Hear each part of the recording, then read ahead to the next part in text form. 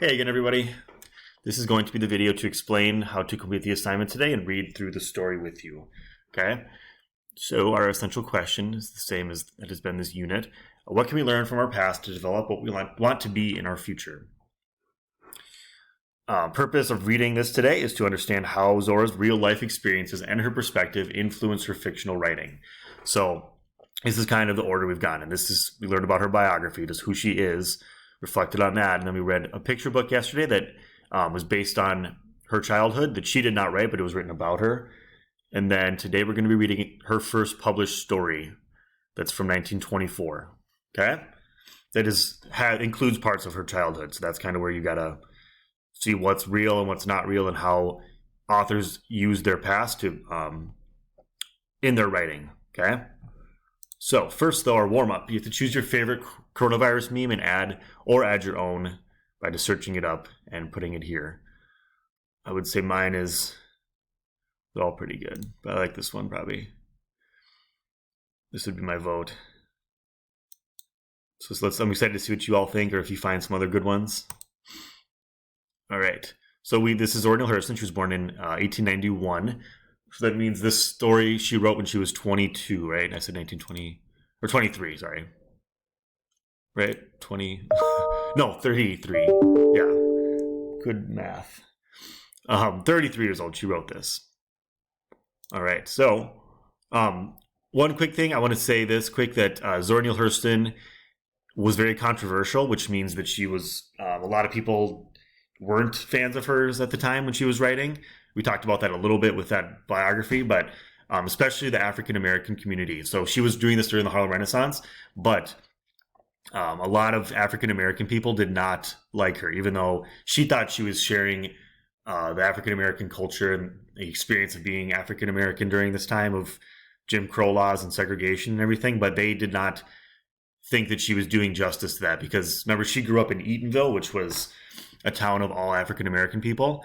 So she didn't experience the same discrimination, injustice, and just a lot of the daily struggles that African-American people in white communities experienced. So that translates in her writing. She still understood it by the time that she was writing. Like, she obviously was aware of what was happening and everything, but sometimes in her writing, it did not show up as strongly as other African-American people. So she kind of got criticized for that. However, now she's one of the most, her and Langston Hughes are the two most famous Harlem Renaissance figures, probably, for sure, of authors. And a ton of people have taken inspiration from her now. So it kind of developed throughout or after her life, but that's kind of the controversy, just so you know. All right. So, you got to keep in mind while she's writing this is still in the time of segregation, a lot more obvious racism than now. And so just think about all of this while we are reading. Okay, this is the story, Drenched in Light.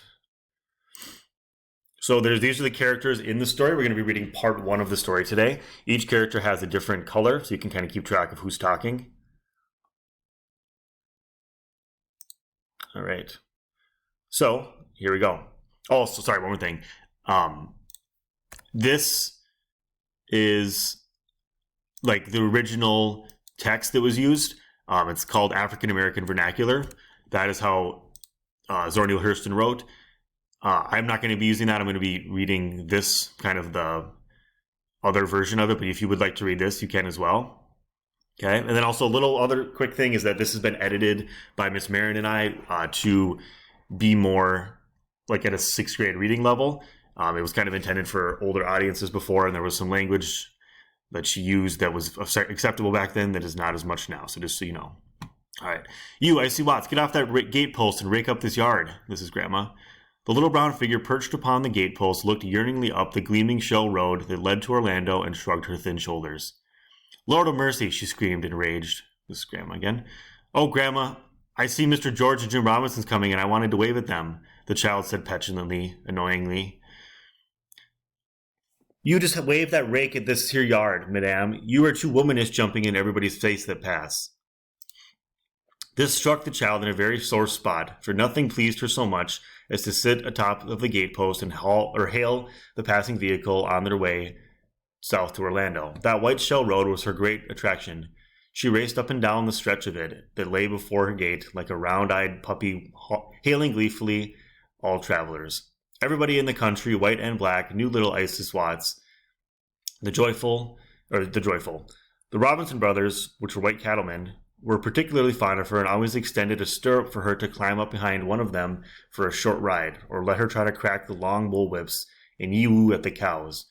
Grandma Potts went inside, and Isis literally waved at them with the rake she was supposed to be using to clean the yard. The herd of cattle in their envelope of gray dust came along, and Icy dashed out to the nearest stirrup, which is what you put on to get into a horse. It's like it hangs off the saddle, and was lifted up.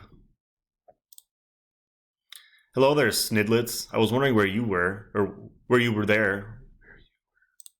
Sorry, I don't know. That's a typo. I was wondering where you were supposed to be, said Jim Robinson as she snuggled down beside him in the saddle. They were almost out of the danger zone when Grandma emerged. You, Icy, she bawled. The child slid down on the opposite side of the house and executed a flank movement through the corn. Wow, sorry. My bad. Through the corn patch that brought her into the yard from behind the privy, which is an outhouse. Where you been? Out in the backyard, Icy lied and did a cartwheel and a few fancy steps on her way to the front again. If you don't get to that yard, I'll make a mummick of you. She finished the yard by raking everything under the edge of the porch and began to play with the dogs. Those lean, floppy-eared coonhounds that all country folks keep. But Grandma vetoed this also. Icy, you sit down on that porch. Racing and romping like that, sit down. Icy impatiently flung herself upon the steps. Get off them steps, you aggravating child, and sit yourself on a chair. Not gonna... Isis petulantly arose and sat down as violently as possible in a chair, but slid down until she all but sat upon her shoulder blades. Now look at you, Grandma screamed. Put your knees together and get off that backbone. Lord, you know this hellion is going to make my stomach inside out. Icy sat bolt upright and began to whistle. Now there are certain things that Grandma Potts felt no one of this female persuasion should do. One was to sit with the knees separated, sitting brazen, as she called it. Another was whistling, another playing with boys. Neither must the lady cross her legs. So you were whistling in my face, huh? She glared till her eyes were beady, and Icy bolted for safety. But the noon hour brought John Watts, the widowed father, and this excused the child from sitting for criticism. Being the only girl in the family, of course, she must wash the dishes, which she did in intervals between frolics with the dogs. She even gave Jake, the puppy, a swim in the dishpan by holding him suspended above the water. Hearing Grandma, she hurriedly dropped him on the floor, which he tracked up with feet wet with dishwater. Grandma took to her patching and settled down in the front room to sew. She did this every afternoon, and invariably slept in the big red rocker with her head lolled back over the back, the sewing falling from her hand. Icy glanced up at the sleeping woman. Her head had fallen back. She breathed with a regular snark and a soft pussah exhaust. But Icy was a visual-minded child. She heard the snores only subconsciously, but she saw a straggling beard on Grandma's chin,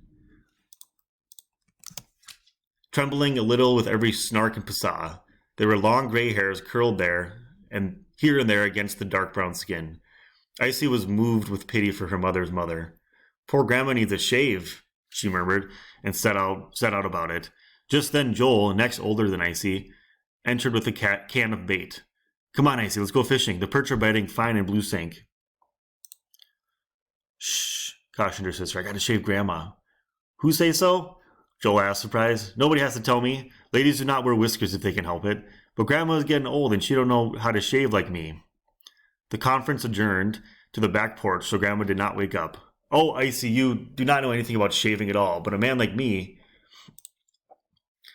So you won't either. You won't either, smarty. I saw her first and thought it all up first, Icy declared, and ran to the calico-covered box on the wall above the wash basin and seized her father's razor. Joel was quick and seized the mug and brush. Now, Icy cried defiantly, I got the razor. Goody, goody, goody, kitty cat. I got the brush, and you can't shave without lather. See? I know more, Joel retorted. Oh, who don't know that? Icy pretended to scorn. But seeing her progress blocked for lack of lather, she compromised. I know, let's all shave her. You lather and I shave. This was agreeable to Joel. He made mountains of lather and anointed his own chin, and the chin of Icy and the dogs, splashed the walls at last was persuaded to lather Grandma's chin. Not that he was loath, but he wanted his new plaything to last as long as possible. Icy stood on one side of the chair with the razor clutched cleaver fashion. The niceties of razor handling had passed over her head. The thing with her was to hold the razor, sufficient in itself. Joel splashed on the lather in great gobs, and Grandma awoke. For one bewildered moment, she stared at the grinning boy with the brush and mug, but sensing another presence, she turned to behold the business face of Icy and the razor. Clutching her hand, her jaw dropped, and Grandma, forgetting years and rheumatism, which is arthritis, bolted from the chair and fled the house, screaming. "She's gone to tell Papa, Icy. You didn't have any business with that razor, and he's going to whip you," Joel cried, running to replace mug and brush. "You too, chucklehead, you too," retorted Icy. "You was playing with this brush and put it all over the dogs. I seen you put it on Ned and Blua." Icy shaved some slivers from the door jamb with the razor and replaced it in the box. Joel took his bait and pole and hurried to Blue Sink. Icy crawled under the house to brook over the whipping she knew would come. She had meant well. All right, so that's the first part of the story. We're going to be reading part 2 tomorrow. I'm going to go through this quickly so the video doesn't get too long. It's already kind of long, so sorry about that. Hope you enjoyed the first part of the video, though. These 3 questions to answer, that's all you got to do. Why did Icy stay and not run off with Joel? Think about freedoms. What was Icy doing and Joel not? Explain what you were thinking about this situation, and use what you learned about Zora in her childhood. So slide 12 kind of shows some of that too. So why did Icy stay and not run off like Joel? What is Icy's personality so far in Drenched in Light? Is her personality similar or different than Zora Neale Hurston's? How so? So is this character, obviously she wrote this and she had some of her childhood could have shown up, so what's similar or different about their personalities between the character and Zora Neale Hurston? All right, last one. This was the first half of the story. Predict what will happen in the second half that we will be reading tomorrow. I predict blank. Okay? Try to answer these in complete sentences and submit when you're done. All right, everybody, if you need additional help, feel free to email me, Schoology message, or join office hours. Okay, bye, everybody.